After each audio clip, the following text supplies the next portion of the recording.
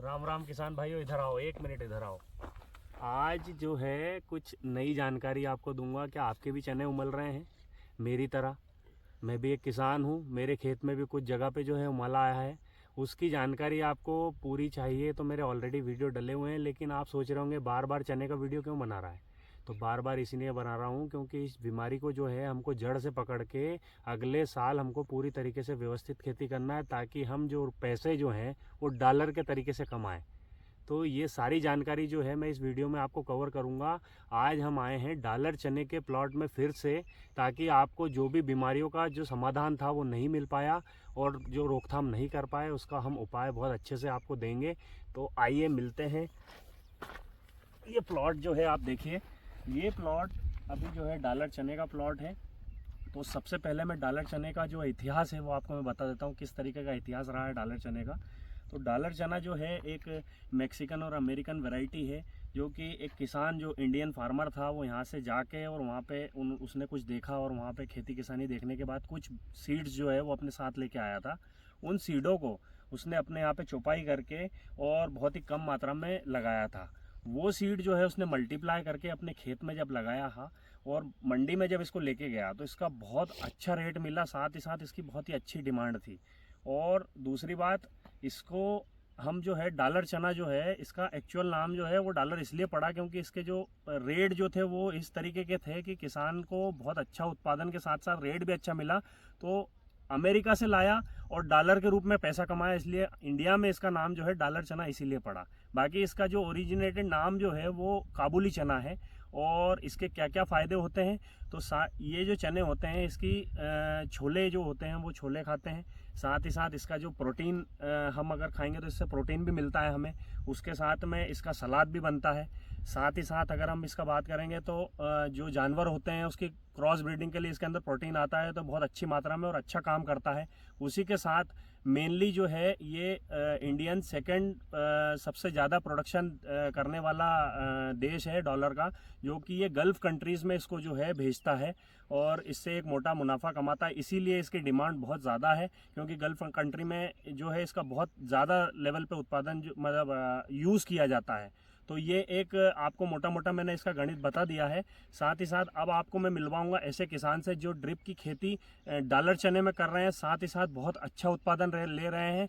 और जो जो मुख्य बीमारी होती है जिसके लिए हम परेशान हैं, जिसके लिए मैं बार बार वीडियो बना रहा हूं, जो आपको समस्याएं आ रही है उसको कैसे मैनेजमेंट करना है, और उसके साथ में आपको पानी का मैनेजमेंट किस तरीके से करना है, उसके अलावा आपको स्प्रे का मैनेजमेंट किस तरीके से करना है, ये बार बार बनाने का सिर्फ एक ही मोटो है कि आप जो है पूरी तरीके से परिपक्व हो जाए। नेक्स्ट ईयर अगर आप ये वीडियो देख के अगर खेती करें तो आपको पूरा प्रॉपर सॉल्यूशन मिलना चाहिए, ताकि आपको ये जो इस साल पानी के कारण समस्या आ गई या उगता रोग आ गया या फिर आपके इसमें विल्ट आ गई, तो ये क्यों आई। और किसान जो है बस ये कह देता है कि ये तो गड़बड़ हो गया है, इसमें उत्पादन में मज़ा नहीं आता तो हम इसको छोड़ देते हैं। बाकी ये नहीं करते हुए हम उसकी मुख्य जड़ और मुख्य रोग पे अगर काम करेंगे तो हम एक बहुत अच्छा उत्पादन ले सकते हैं। तो आइए आज आपको मिलवाता हूं मैं एक बहुत ही उन्नतशील किसान, जो कि इसमें महारत हासिल कर रखी है, पूरी बीमारियां और हर चीज़ का नॉलेज रखते हैं। तो मैं आपको मिलाऊंगा राहुल भाई से, जो कि आपको एक पूरी एकदम A to Z जानकारी आपको डॉलर चने में देंगे, स्प्रे से लेके बीमारी तक। तो राहुल भाई एक मिनट। तो नमस्ते राहुल भाई, एक छोटा सा इंट्रोडक्शन दे दीजिए आपका। नमस्कार किसान भाइयों, मैं राहुल पटेल, ग्राम कायागांव, जिला हरदा का रहने वाला हूं। और ये आप जहां खड़े हैं ये हमारा डॉलर चने का प्लॉट है। राहुल भाई, मतलब मैंने और भी वीडियोस बनाए हैं, लेकिन आपका प्लॉट मैंने मतलब आपसे बात की थी कि मुझे एक वीडियो बनाना है ताकि आप किसान भाइयों को पूरी तरीके से बता सके क्या क्या प्रॉब्लम इस बार जो डॉलर चने में आई है। अपने इधर पानी भी गिरा है, तो हम A to Z बेसिक से जानकारी मतलब आपसे लेंगे कि खेत जो है इसका किस तरीके से तैयार किया जाता है। भाई हमारे यहाँ खेत की तैयारी जो है हम सोयाबीन के बाद से स्टार्ट कर देते हैं। जैसे ही हमने सोयाबीन कटाई की, इसमें पहले तो हमने वेस्ट डिकम्पोजर का खेत में स्प्रे किया जी। खेत हकाई जुताई से पहले ही हमने इसमें जो है वेस्ट डिकम्पोजर का पहले पूरे खेत में स्प्रे किया, क्योंकि हमें जो पुराने अवशेष पड़े थे इसके अंदर सोयाबीन के उनको हमें निपटाना था। और बैक्टीरिया डेवलप करना था हमारे खेत में अच्छा जीवाश्म के लिए। तो हमने सबसे पहले उसमें वेस्ट डिकम्पोजर और यूरिया का घोल का स्प्रे किया पूरे खाली खेत में अच्छा उसका। और उसके बाद में फिर इसमें गहरी जुताई की, लेकिन हमने प्लाउइंग नहीं की इसमें। अच्छा। प्लाउ से नहीं की, सिर्फ गहरी जुताई की है। अच्छा अच्छा प्लाऊ की हमको ज़रूरत नहीं थी, और प्लाऊ मेरा मानना है कि लगभग 3 से 4 साल में एक बार करना चाहिए। बार बार हमें मिट्टी को पलटना नहीं चाहिए, क्योंकि हाँ। हम लोग जो है ऊपरी 9 इंच की सतह में ही हमारे सारे बैक्टीरिया जो रहते हैं।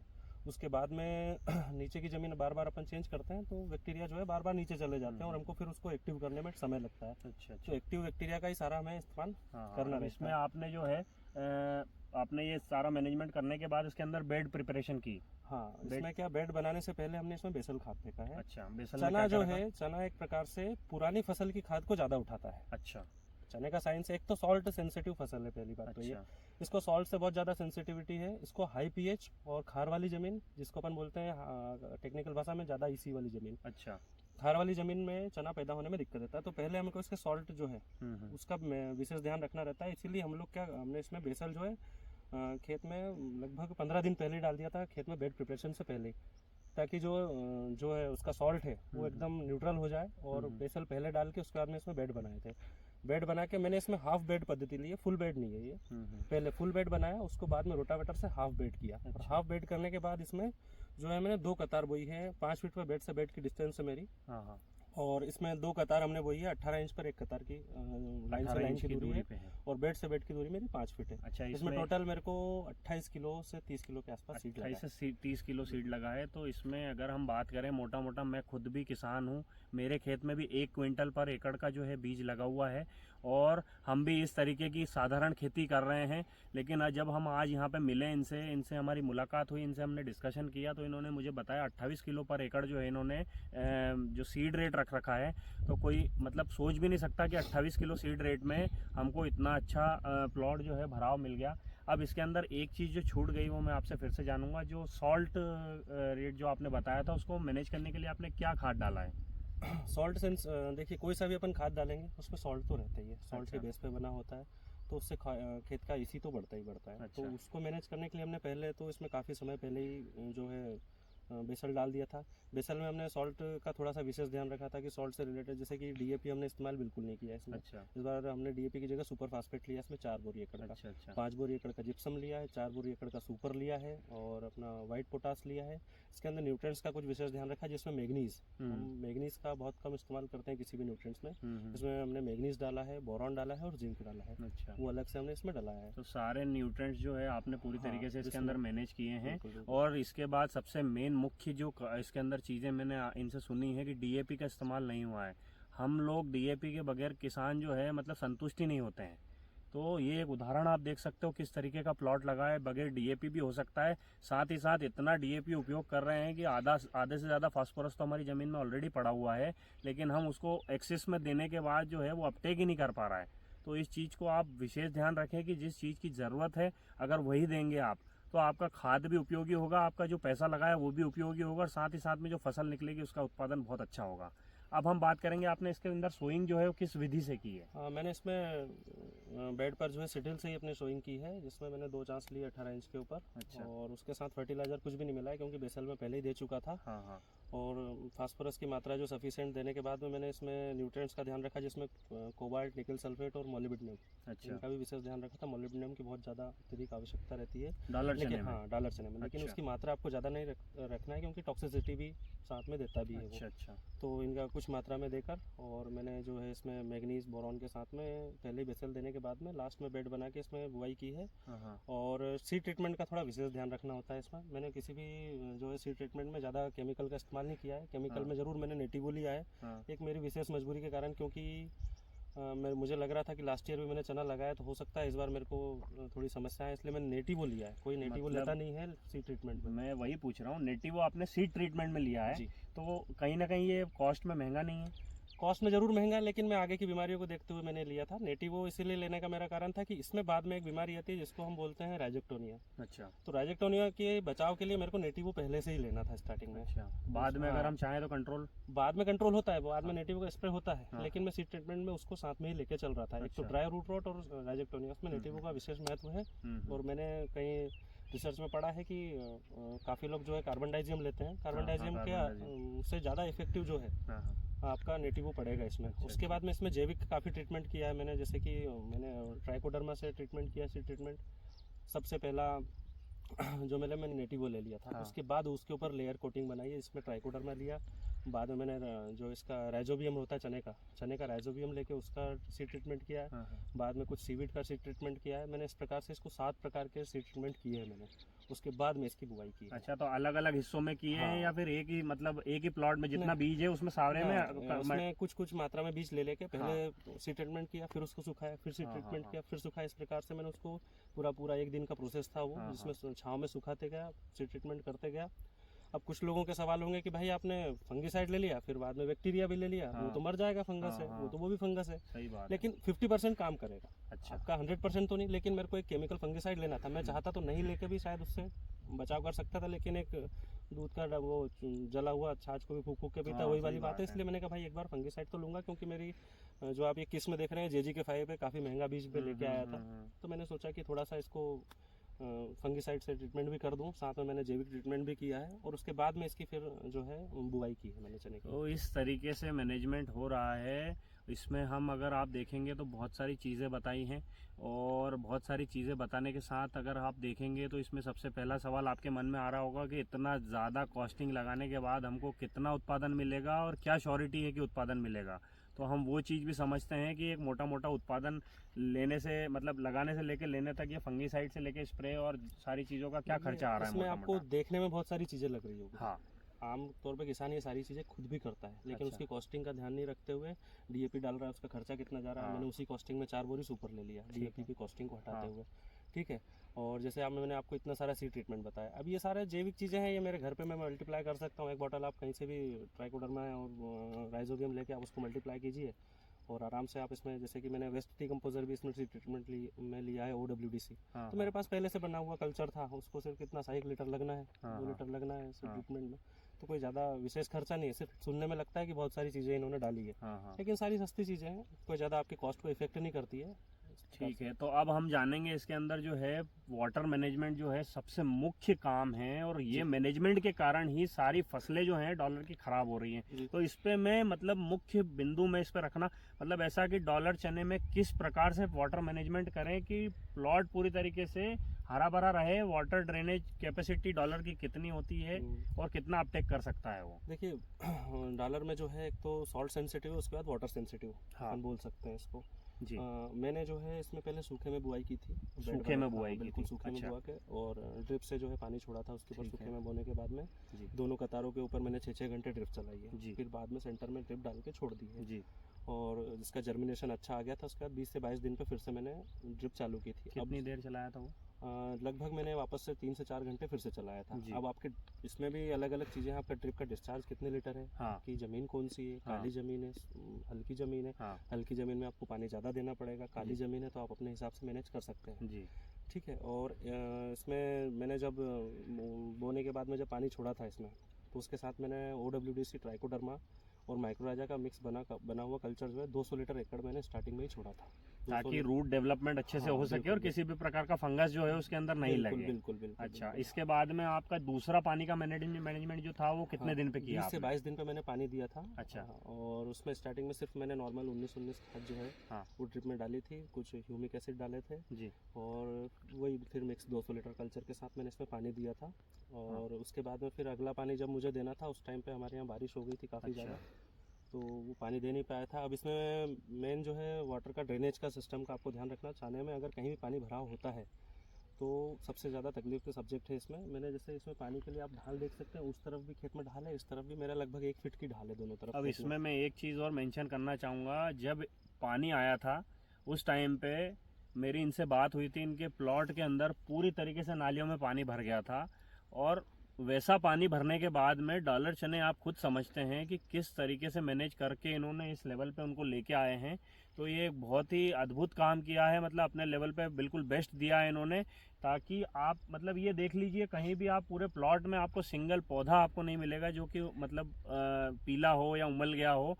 तो इस तरीके से इन्होंने मैनेज किया है। तो बहुत ही अनुभवी फार्मर है, आपको एज देख के लग रहा होगा, लेकिन इनके जो फादर साहब थे वो इस फील्ड में, इस एरिया में महारथी हासिल कर रखी थी उन्होंने। ये उन्हीं से सीखे और हम भी उन्हीं से सीखे हैं। जब हम हॉर्टिकल्चर में थे तो हमने भी उनसे बहुत ज़्यादा सीखा है। तो हमको मतलब पता था कि ये व्यक्ति जो है हमको एक अच्छा मतलब कोई भी चीज़ के बारे में अच्छी जानकारी ही देंगे। तो इसके बाद में आप जो पानी जो है कितना देते हैं आप टोटल? पानी स्टार्टिंग में मैंने तो जब ड्रिप चलाई थी 12 से 15 घंटे के आसपास मैंने उगाने के लिए दिया था। जी। बाद में एक बार 3 घंटे दिया है। अच्छा। और उसके बाद बारिश हो गई तो मैं पानी दे नहीं पाया था इसको अलग से। हाँ। अभी मैंने इसको स्ट्रेस पे डाला है क्योंकि मेरे को फ्लावरिंग चाहिए इसमें। अच्छा। वेजिटेटिव ग्रोथ तो काफ़ी आ गई है। हाँ। तो इसमें अभी मैं अगर बारिश नहीं होती तो इसको शायद मैं और अच्छे से चला पाता हाँ, हाँ। और इसमें अलग से कुछ दे पाता, लेकिन बारिश के कारण मैं इसमें कुछ कर नहीं पाया।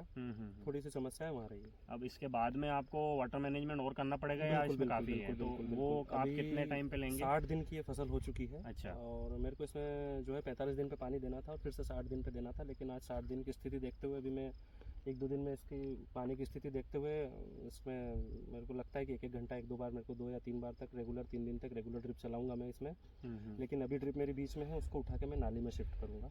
कारण? हाँ, क्या है कि मेरे को जड़ के पास में पानी नहीं देना है उसको। हाँ, हाँ। उसको जड़ से थोड़ी दूर देना है, ताकि क्योंकि चने की जड़ें तो काफ़ी लंबी हाँ, गहराई होती तक है। रहती है और ठीक पानी है। वो बाहर से ले लेगी, ताकि उसको सेंटर से स्ट्रेस रहे और एक साइड से उसको पानी मिलता रहे। अच्छा, पूरा गल नहीं तो जाए ये पानी। एक बहुत ही नई जानकारी मिली है। ये बहुत ही मतलब अगर हम बात करें किसानी लैंग्वेज में तो एक फिलोसॉफी वाली बात है कि आपको समझना है कि पौधे की जड़ों के अंदर गलन लगती है तो पौधों की जड़ों के पास पानी मत दो, आप नालियों में पानी छोड़ दो तो पौधा नमी देख के ऑटोमेटिक अपनी जड़ का जो विकास है वो बढ़ाता है।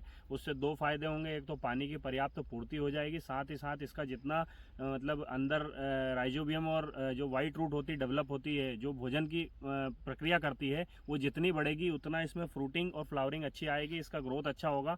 तो ये एक फ़ायदा हो सकता है। भाई आपने एक वैरायटी का जिक्र किया जो आपके प्लॉट में लगी है, नई वैरायटी है और आपको काफ़ी महंगा इसका सीड पड़ा, तो ये कौन सी वैरायटी है और ये कहाँ से आप लेके आए? इस वैरायटी की जानकारी मुझे जो है एक फार्मर से मिली थी और ये वैरायटी है जबलपुर अनुसंधान की निकली हुई JGK 5। अच्छा। और नॉर्मली हम लोग व्यापारी से खरीद के चने लगा लेते हैं खेत में। हाँ हाँ, वही होता है यहाँ पे। बिल्कुल। आपको नहीं पता है कि वो किस मिट्टी से आया है। हाँ। ठीक है, उसमें बीज जनित कौन कौन सी बीमारियां हैं जी। वो शायद आप आपके अनचाही बीमारी आपके खेत में लेके आ रहे हो। बिल्कुल ला रहे हैं। कब से चल रहा है वो सीड कोई हाँ, पता कोई नहीं आपको। पता नहीं। इसीलिए हमने जो है इसमें JGK 5 लगाई है इस बार। हाँ और जबलपुर अनुसंधान की काफ़ी अच्छी मेरे को वैरायटी लगी है ये। हाँ हाँ। तो इसमें जो है रोग प्रतिरोधक क्षमता बहुत अच्छी है। अच्छा। ठीक है, शुरुआती उमाला इस बीमारी पे बिल्कुल भी नहीं आया था मेरे खेत में। मेरे 7 एकड़ के इस प्लॉट में कोई सिंगल पौधा भी आप जो है ड्राई रूट रॉट का नहीं देख सकते थे। ठीक है। ना कोई बिल्ड का देख सकते थे। ठीक है। उस प्रकार से। और इसकी ब्रांचिंग जो है, हाँ। सबसे पहले एक शिकायत रहती है चने मेरा चना सिंगल डंडी चल रहा हाँ, है। सिंगल डंडी। ये सिंगल डंडी चलता ही नहीं है। अच्छा। स्टार्टिंग से 4 से 5 आप ब्रांच लेके चलता है। इसमें मेन ब्रांच आप देख सकते हो, हाँ। 1 2 3, हाँ ये 3 मेन ब्रांच इसने स्टार्टिंग में ही ले ली हाँ, थी। ले ली थी। अच्छा। उसके बाद मैंने बीज की गहराई जो है, आप 1 मिनट देखिए इसमें, बीज की गहराई जो मेरा बीज यहाँ पर था और लगभग 1.5 से 2 इंच मैंने सिर्फ बीज की गहराई ली थी। उसके बाद आप मेरे इसके अंदर रूट नोड्यूल देख सकते हैं। ये है राइजोबियम की गठन है। अच्छा, ये नाइट्रोजन। हाँ, नाइट्रोजन फिक्सेशन के लिए जो सबसे ज़्यादा ज़रूरी होती है। और ये देखिए, ये मेन रूट, ये अपनी ब्रांचेस है। उसके बाद में ये पहले 3 शाखाएं निकली थी और ये जो बाद में जो चली है, ये इसमें एक्स्ट्रा आप ये ब्रांचेस आप देख सकते हैं। ये डालर चने का पौधा ये कुछ इस तरह का मतलब हाँ, है। अब ये पौधा देखिए मतलब 20 से 25 हाँ। नोड्यूल और आप अब इसके जैसे अंदर- हम इसमें एक मैं आपको फंगस दिखाता हूँ। ये देखिए, ये जो समस्या थी अभी मैंने फंगिसाइड डाल दिया, अब थोड़ा सा सुधार की उस पर है, लेकिन ये वाइट मोल्ड है। अच्छा। सेम टू सेम थोड़ा सा राइजेक्टोनिया जैसा दिखता है, लेकिन ये जो पेचेस देखने के बाद ये वाइट मोल्ड की समस्या समझ में आती है। अच्छा। अच्छा। ये जो है लगभग ज़्यादा पानी होने के कारण ये काली मुख्यतः भारी समय मिट्टी आती है। ये बारिश बहुत ज़्यादा हो गई थी हमारे यहाँ, तो उस कारण ये समस्या है। बाकी आप ये इसमें रूट्स देख सकते हैं। रूट तो बहुत अच्छी डेवलप हुई है। साथ ही साथ इसमें एक चीज हमको और देखने को मिली, इतना तना जो है मोटा है और लगभग सारे पौधे इसी तरह के इसी हैं। तरह के तो ये मतलब सीड रेट कम रखने के कारण आ रहा है। सीड रेट रखने के कारण। अच्छा।